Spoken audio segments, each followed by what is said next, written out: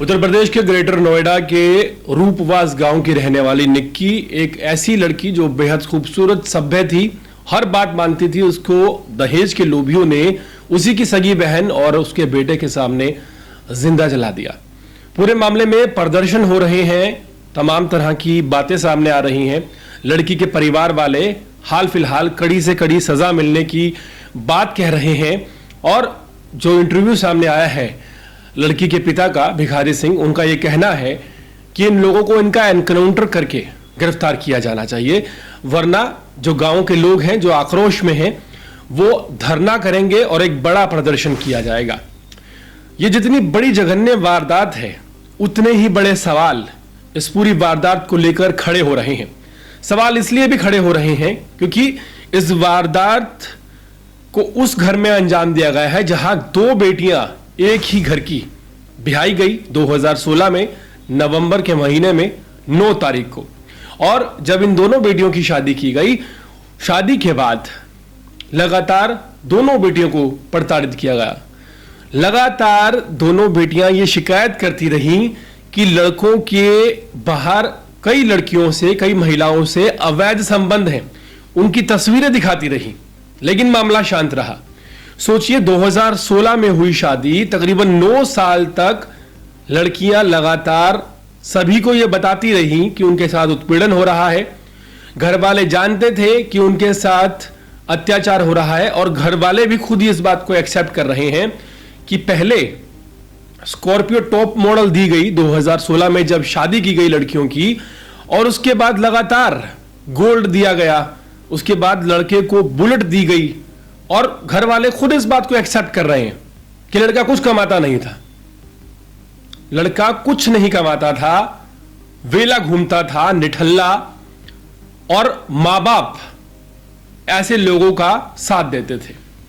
यहां पर सवाल इसलिए बड़े खड़े हो रहे हैं कि ये जो आपराधिक प्रवृत्ति बन जाती है ये एक दिन में तो तैयार होती नहीं है। निकम्मे निठल्ले बेटों को बिठाकर खिलाना, इन लोगों को हराम की आदत लगवा देना और फिर वो हराम का खाने के लिए ये दूसरों के घरों से लाई हुई जो बेटियां हैं उनको ना सिर्फ प्रताड़ित करते हैं, उनको बार बार इसलिए मारा जाता है ताकि वो पैसा लेकर आए और ये निकम्मे घर पर बैठकर फ्री का खाएंगे। उस पैसे से ना सिर्फ खाएंगे, अपनी मां को भी खिलाएंगे, अपने बाप को भी खिलाएंगे और उसी पैसे से अय्याशी भी करेंगे। और फिर जब पैसा खत्म हो जाएगा फिर दोबारा लड़की को मारेंगे, फिर दबाव बनाएंगे, फिर और पैसा मंगवाएंगे, फिर दोबारा उसी पैसे से अपना घर चलाएंगे। ये इन लोगों की, विपिन भाटी जैसे लोगों की सच्चाई है।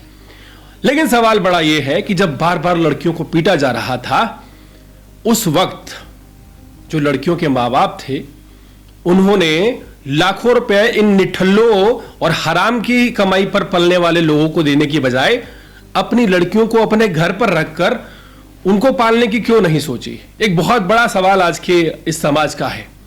यहां पर रोल शुरू होता है बिरादरी का। जो इंटरव्यूज सामने आए हैं, जो तमाम बातें सामने आ रही हैं, उन बातों में साफ तौर पर सब यही कह रहे हैं कि जो बार बार झगड़े होते थे, बिरादरी बैठती थी, पंचायत बैठती थी और फिर लड़की को घर भेज दिया जाता था। आज कटघरे में क्यों ना उस बिरादरी को लाया जाए, उन पंचायत करने वाले लोगों को लाया जाए और उन्हें बिठाकर बार बार वो वीडियो दिखाई जाए जिसमें एक लड़की जलती हुई सीढ़ियों से उतर रही है, चीख पुकार मची हुई है और कोई ऑप्शन नहीं है। ये बिरादरी की जो बातें हैं, जो बिरादरी का समझाना बुझाना है, ये उस वक्त पे काम नहीं आ रहा है। आखिर बिरादरी उस पॉइंट पर क्यों नहीं देखती जब एक निकम्मा, हराम की खाने वाला विपिन भाटी जैसा व्यक्ति सिर्फ प्रताड़ना करता है और उसके माँ बाप उसे कुछ नहीं कहते। उस वक्त ये बिरादरी कोई फैसला नहीं सुनाती माँ बाप को कि कहे अपने बच्चों को कि जाकर काम करें। जब विपिन भाटी जैसे हरामखोर अय्याशी करते हैं लड़कियों के पैसे से जो उन्हें दहेज में मिलते हैं, उस वक्त ये बिरादरी क्यों सवाल नहीं उठाती।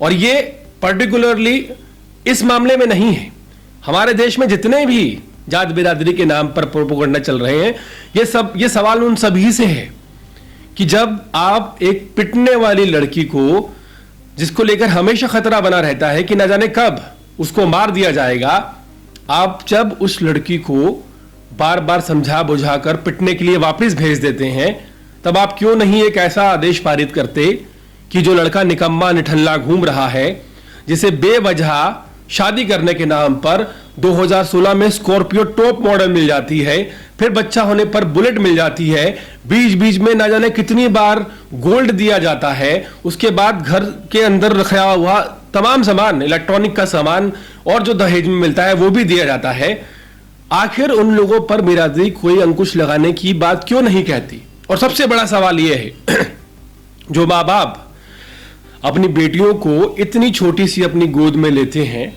फिर बड़ी करते हैं, खिलाते हैं, पिलाते हैं, प्यार देते हैं, दुलार करते हैं, बहुत ज्यादा प्यार करते हैं, इतनी बड़ी बड़ी कर देते हैं, वो इन हरामखोरों के पास अपनी बच्चियों को मरने के लिए क्यों छोड़ देते हैं? वो भी तब जब ये लाखों लाख रुपया दे चुके होते हैं दहेज में। सवाल पहला यहीं से शुरू होता है कि ये बिरादरी के नाम पर जो दहेज दिया जाता है, लाखों लाख रुपया, ये आखिर दिया किस बात का जाता है? ऐसा कौन सा महान काम ये निठल्ले और हरामखोर लोग करके बैठे होते हैं कि इन्हें बेटियां भी दी जाती हैं पाल पोस कर बड़ी करके, जो इनके घरों को संभालें, इनके माँ बाप को जब ये कुत्ते नहीं पूछते तब उन्हें पूछें, उनकी दवाई का ध्यान रखें, इनके बच्चों को पढ़ाएं और फिर इनकी पिटाई खाएं, और आखिर में जब पैसे इनके माँ बाप के पास देने के लिए खत्म हो जाएं तो जिंदा जला दी जाए। पूरे मामले पर सवाल ज्यादा बड़े हैं। जो बवाल है वो तो हमेशा जब कोई लड़की जलाई जाती है होता ही है, लेकिन इस बार सवाल ज्यादा बड़े हैं कि आखिर जिम्मेदार कौन है? ये 2 टके के लोग जिनकी कोई औकात नहीं, जो एक दिन कमाकर खा नहीं सकते, अपनी बीवी को दहेज के लिए डेली मारते हैं, वो जिम्मेदार हैं? वो माँ बाप जिम्मेदार हैं जो लाखों लाख रुपया इन हरामखोरों को घर बैठे दे देते हैं दामाद के नाम पर? या वो बिरादरी जिम्मेदार है जो 100 बार पिटने के बाद लड़की को वापस भेजने के लिए कहती है, लेकिन ऐसे लड़कों पर कोई फैसला नहीं सुनाती? पूरे मामले पर अपनी राय जरूर दें और बताएं कि कौन है जिम्मेदार।